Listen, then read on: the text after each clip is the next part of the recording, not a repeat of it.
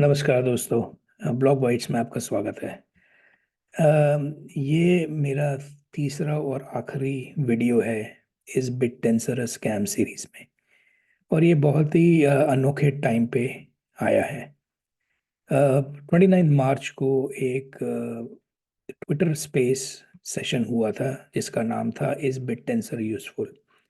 उस सेशन के पीछे एक ट्विटर पोस्ट थी जो कि एरिक वॉल्स की थी, और उसमें वो क्लियरली अपना मत रखते हैं बिटटेंसर के बारे में। जो उन्होंने काफ़ी सारी बातें उनमें लिख उसमें पोस्ट में लिखी हुई हैं। उसमें से एक बात उन्होंने लिखी थी कि ये this is a pointless exercise in decentralisation. It doesn't actually provide you with any assurances or utility except a thousand times less efficient chatbot. मतलब कि उनको बिट टेंसर में कोई यूटिलिटी नज़र नहीं आती। ज़्यादा से ज़्यादा उनको ये दिखता है कि कोई चैटबॉट जैसा चैट जीपीटी टाइप्स एप्लीकेशन है, बट वो 1000 गुना बेकार है चैट जीपीटी से। और उन्होंने दूसरी चीज़ ये बोली थी कि now the crown jewel of this ridiculous piece of garbage is that you can't even prompt this network as a regular user. मतलब वो ये नहीं समझ पा रहे हैं कि इस बिटटेंसर नेटवर्क को एक आम आदमी या एक यूजर जैसे हम और आप यूज कैसे कर सकते हैं। तो मेरी ये सीरीज बनाने के पीछे का मोटिव यही था कि मैं बिटटेंसर यूनिवर्स में या इकोसिस्टम में क्या क्या काम हो रहा है, क्या क्या एप्लीकेशंस बन रही हैं, वो मैं आपके सामने रखूं। और पहली दो सीरीज में मैंने सबनेट 0 से लेके सबनेट 21 तक कवर किया है, दो सेपरेट वीडियोस में। इस आखिरी वीडियो में मैं सबनेट 22 से लेकर सबनेट 32 को कवर करूंगा। तो शुरुआत करते हैं। Subnet 22 smart scrap. Smart scrap एक टूल है जो कि सबनेट 22 पे रन करता है बिटटेंसर नेटवर्क के। तो ये टूल में आप अपना यूज़र प्रॉम्प्ट दे सकते हैं, और वो प्रॉम्प्ट लेकर वो ट्विटर और इंटरनेट में से सारा डेटा स्क्रैप करेगा और उसके अराउंड इंफॉर्मेशन आपके सामने प्रेजेंट करेगा। तो इस एप्लीकेशन या इस एप्लीकेशन का नाम है datura.ai। तो मैं इसको टेस्ट करके देखा है। तो मैं वेबसाइट पे गया और मैंने दतुरा को ये प्रॉम्प्ट लिखा कि ये जो बिटटेंसर की जो कहानी है उसके बारे में सारी इन्फॉर्मेशन निकाल के लेकर आए। वही कहानी जो हम शुरू में बात कर चुके हैं, ट्विटर एक्स पे जो पोस्ट आई थी और उसके अराउंड लोगों के रिस्पॉन्स थे और ट्विटर स्पेस हुआ था वो सब। तो ये जो इन्फॉर्मेशन वो कलेक्ट किया और फॉर्मेट किया वो इस तरह से नज़र आता है। तो इसमें कुछ चीज़ें अच्छी हैं जो मैं हाईलाइट करना चाहता हूँ। की सोर्स लेफ्ट में जो आपको दिख रहा है वो सारे link different sources of information आपको अ, दिखा देता है एक ही साइड में। देन देर दो फिर उसके बाद उसमें क्रिटिकल पोस्ट ट्वीट्स हैं जो कि रिलेटेड हैं इस सर्च से, वो दिखा रहा है।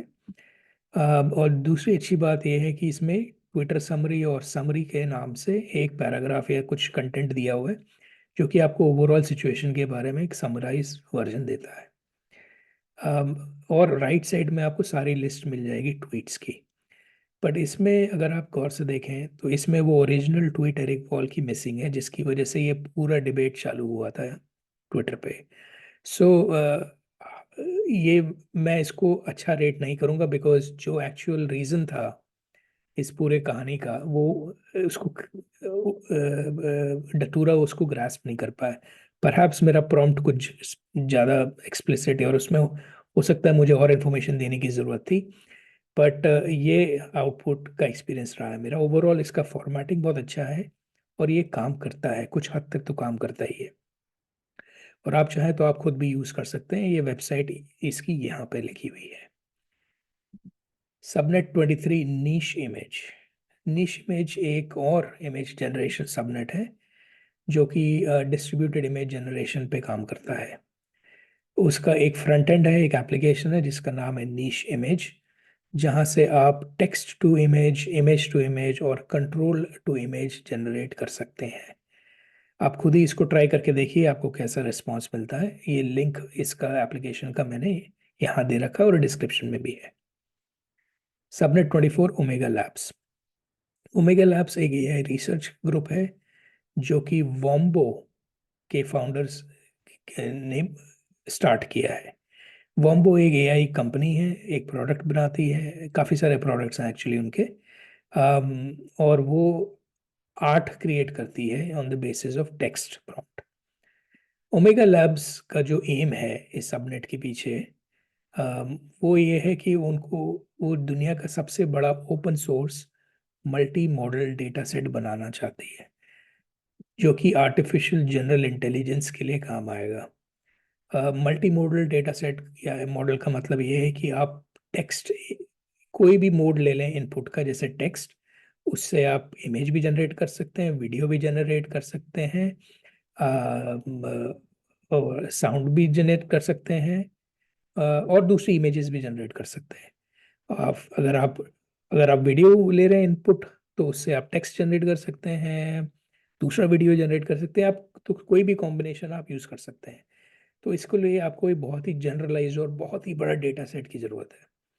तो ये करने के लिए एक एक एक बहुत ही कंसिस्टेंट और एक बहुत ही ऑटोमेटेड वे में करने के लिए ओमेगा लैब्स ने एक अपना सबनेट स्टार्ट किया है।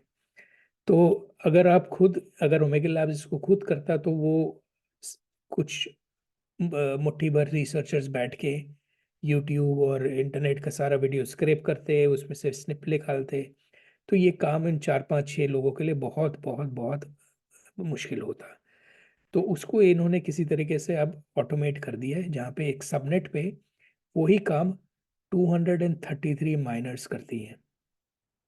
तो आप देख सकते हैं कि एक काम जो इतने सारे लोग करेंगे तो वो जल्दी होगा और उसका क्वालिटी मेंटेन होगा, क्योंकि पिटटेंशन नेटवर्क का मतलब ही यही है। वो सारे जो भी सबनेट का जो भी डेटा खींच के निकल के लाते हैं, वो आपस में वो वेरीफाई करते हैं कि सबसे अच्छा इन्फॉर्मेशन किसका है, और वही इन्फॉर्मेशन एक्सेप्ट किया जाता है।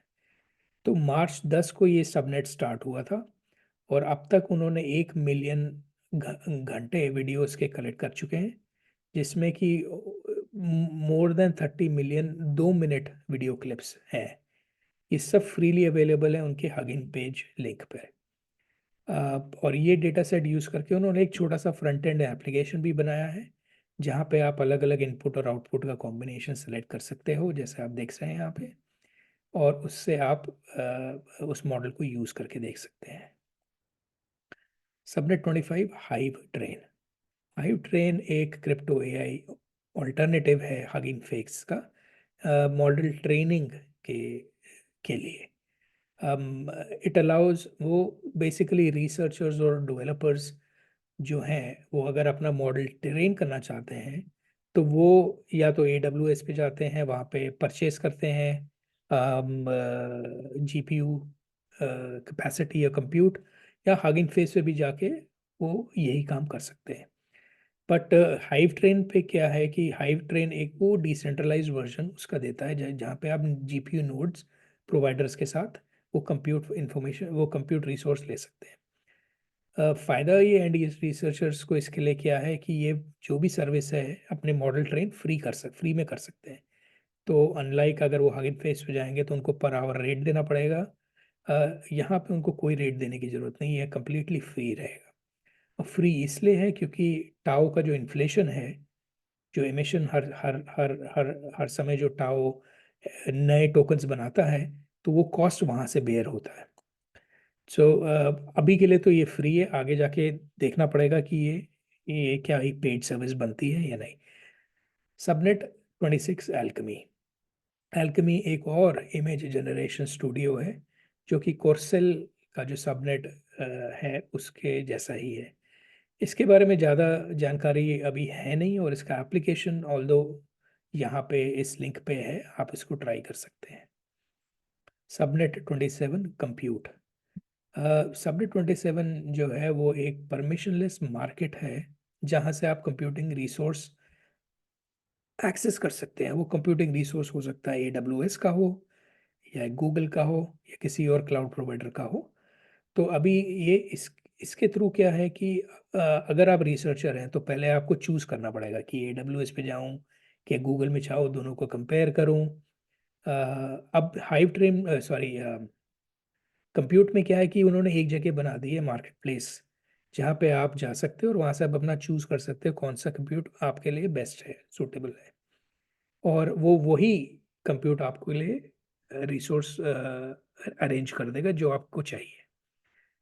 साथ ही साथ सबनेट 27 ने आकाश नेटवर्क के साथ भी एक कोलैबोरेशन किया है, जहाँ कि अब आकाश नेटवर्क के जो जीपीयू नेटवर्क है वो भी इस्तेमाल कर सकते हैं इनके सबनेट के से। अगर आप खुद का जीपीयू रखते हैं जो कि अंडर यूटिलाइज्ड है, तो आप भी ये नेटवर्क ज्वाइन कर सकते हैं, और साथ ज्वाइन करने के बाद आपको टाउ रिवॉर्ड्स मिल सकते हैं। सबनेट 28 S&P 500 ओरेकल, ये जो सबनेट है वो फाउंड्री सर्विसेज ओन करती है, जो कि सबसे बड़ी बिटकॉइन माइनिंग सर्विस प्रोवाइडर है वर्ल्ड का। अब इस सबनेट का मेन एम ये है कि जो S&P 500 इंडेक्स है, ये उस इंडेक्स का प्राइस, फ्यूचर प्राइस प्रिडिक्शन करती है। सो जैसे कि हमने पिछले सबनेट्स में देखा है कि वहाँ पे बिटकॉइन का प्राइस प्रिडिक्शन पे एक सबनेट है, वैसे ही सिमिलरली यहाँ पे S&P का इंडेक्स प्राइस, S&P इंडेक्स जो है, S&P 500 इंडेक्स, उसके फ्यूचर प्राइस को प्रिडिक्ट करने के लिए ये सबनेट बनाया गया है। सबनेट 29 फ्रैक्टल रिसर्च, सबनेट 29 एक फ्रैक्टल रिसर्च ओन करती है, वो एक डिसेंट्रलाइज एआई रिसर्च ग्रुप है, और ये एक टेक्स्ट टू वीडियो सबनेट है। जैसे कि हम बाकी सबनेट्स में देख चुके हैं, यहाँ पे जो भी माइनर्स हैं वो अलग अलग text to video model run करते हैं, और जिसका भी सबसे एक्यूरेट रिजल्ट निकल के आता है वो माइनर को प्रायोरिटी मिलती है, और सबसे ज़्यादा रिवॉर्ड्स भी उसी को मिलते हैं, जो कि किसी भी सबनेट में होता है। जानकारी मैंने डिस्क्रिप्शन में दे दी है, जहाँ से आप इसके बारे में और पढ़ सकते हैं। सबनेट 30 वॉम्बो एआई, वॉम्बो के बारे में हमने पहले भी देखा था, बट उनका खुद का एक अपना एक सबनेट और है।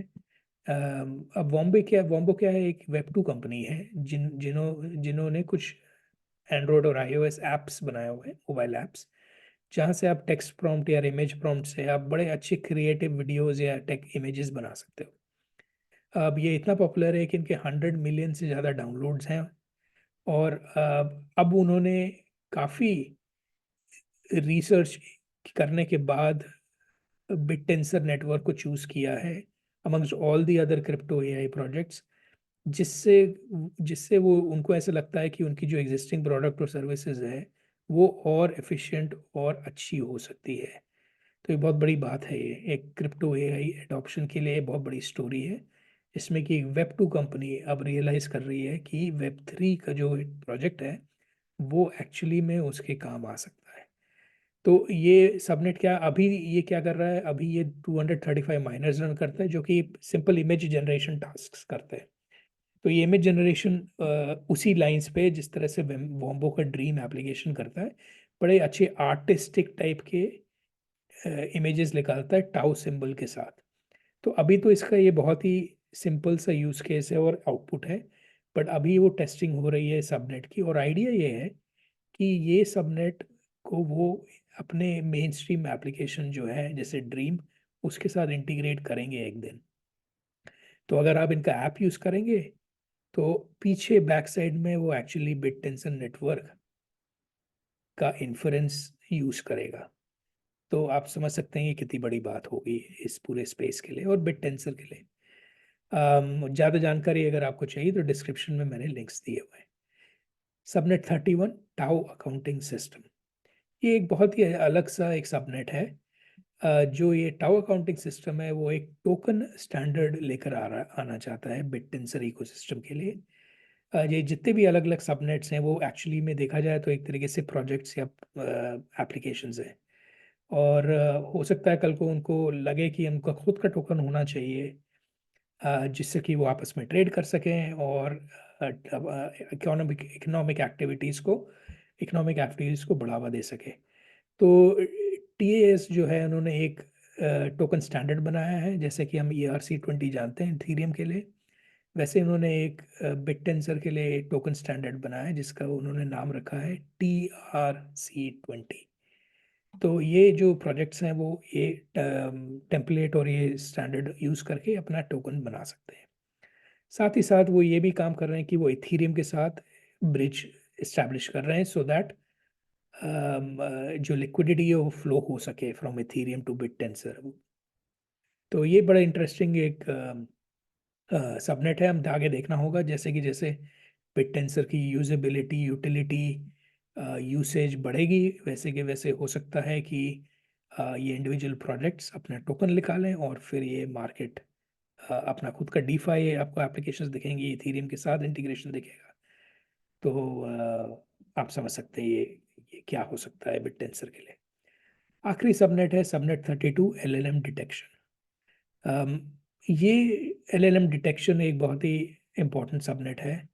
जैसे कि आप जानते हैं कि आजकल हर जगह एआई मॉडल्स यूज़ हो रही हैं, तो क्योंकि वो हर जगह इस्तेमाल हो रही हैं, तो ऐसा कुछ होना चाहिए मैकेनिज्म जिससे कि आप ये पता लगा सकें कि ये जो कंटेंट है, इमेज या ये टेक्स्ट या ये वीडियो, क्या ये एआई के द्वारा बनी गई है या किसी ह्यूमन, आप और हम जैसे किसी इंसान ने इसको बनाया है। तो ये सबनेट उसी को एलएलएम डिटेक्शन के ऊपर काम करता है। एलएलएम डिटेक्शन बहुत ही एक हार्ड साइंस है जो कि कोई ठीक से कर नहीं पाया, क्योंकि ये बहुत ही हार्ड प्रॉब्लम है सॉल्व करने के लिए। और जैसे कि जैसे एआई मॉडल्स और अच्छे होते जा रहे हैं, ये प्रॉब्लम और हार्ड होती जा रही है।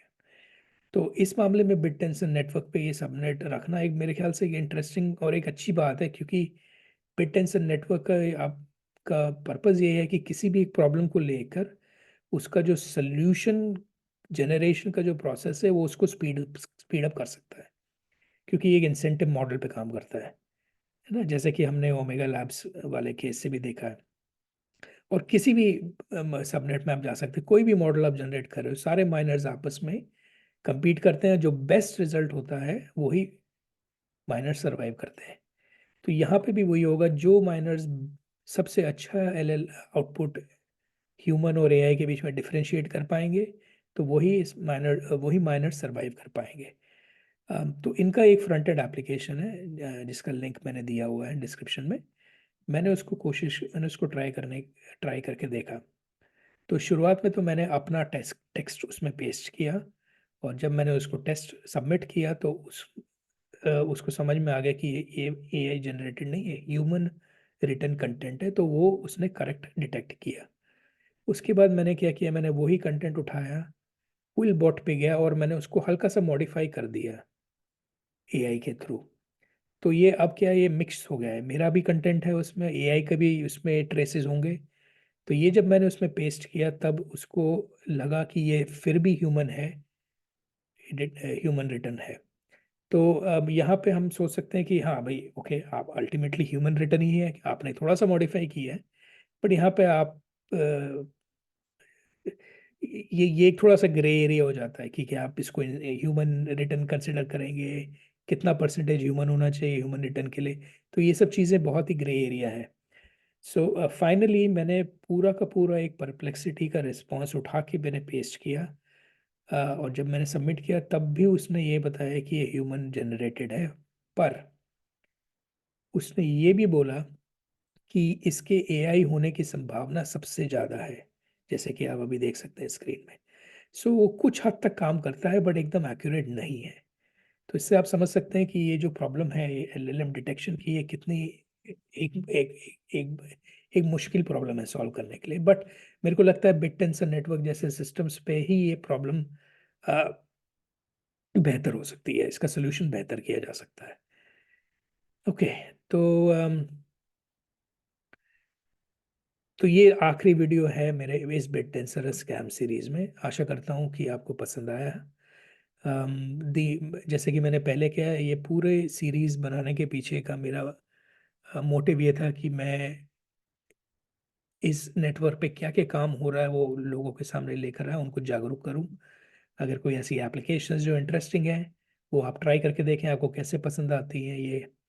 आप डिस्कॉर्ड चैनल ज्वाइन कर सकते हैं अगर आप वाकई में इंटरेस्टेड हैं, और उनको फीडबैक दे सकते हैं। सो जो ओरिजिनल जो क्लेम था ओरिजिनल ट्वीट में कि इसमें कोई यूटिलिटी नहीं है या इसको प्रॉम्प्ट कैसे करना है, वो सब गलत है। हालांकि ये बात भी सही है कि काफ़ी सारे सबनेट्स करंटली टेस्टिंग में है और उनके कोई फ्रंट एंड ऐप नहीं है। बट जिनकी भी हैं वो आपके सामने हैं, आप उनको ट्राई कर सकते हैं। और ये जो मॉडल्स हैं वो because of the bit tension incentive mechanism ये अपने आप बेहतर होती रहती है over a period of time. कुछ कुछ सबनेट जैसे कंप्यूट हो गए, स्टोरेज प्रोवाइडर हो गए, उनका फ्रंट एंड एप्लीकेशन होगा भी नहीं क्योंकि वो बैक एंड इंफ्रास्ट्रक्चर प्रोवाइड करेंगी। बिट टेंसर मेरे को लगता है कि बहुत पॉपुलर प्रोजेक्ट होने वाला है in the times to come. और उनके ये भी प्लान्स हैं कि अभी 32 सबनेट्स को वो इंक्रीज करके 1024 सबनेट्स कर देंगे इस साल के एंड तक। तो बिट टेंसर नेटवर्क का वेटेज और इमेजिन कर सकते हैं क्या क्या यूज केसेस के सबनेट बनेंगे उसमें।